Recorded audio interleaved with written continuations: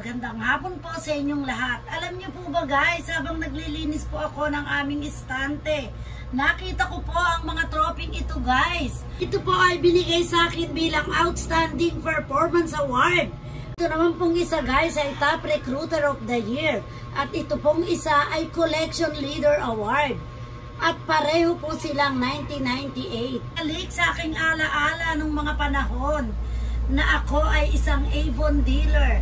Alam niyo ba guys, napakarami ko pong nakukuha ang mga regalo doon. Pumupunta po ako roon nang nagko-commute pero umuwi akong nakataksi sa dami ng mga gifts na natatanggap ko. Pero higit doon guys, itong mga troping ito na rene-recognize nila ako bilang isang mabuting dealer. Ayan guys, tingnan nyo po oh, talagang nakakatuwa po. Mabuti na lamang po at hindi ko po naitapon ng mga ito. Dahil sila pong mga Avon dealer pangking kaagapay ko sa pagpapalaki sa aking mga anak. Malaki po ang naging parte niya dahil malaking tulong po ang pag-Avon dealer ko po. Naaalala ko po yung aming manager noon na napakabait din po na lagi kaming inuunawa dahil hindi po biro ang pagiging isang Avon dealer. Kaya natutuwa po ako at bumalik sa alaala ko yung mga panahon na ako po ay nakikipag-meet sa mga tao na mga tinuruan po kami kung paano po makiharap sa mga tao,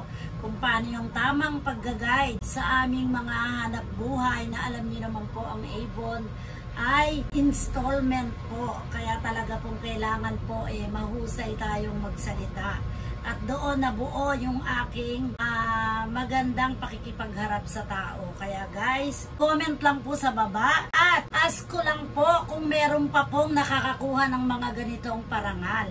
Kasi po nung time po namin talaga pong nakakatuwa po dahil nire-recognize nila pagka may magaganda kang mga na-achieve na mga malalaking benta. Thank you for watching.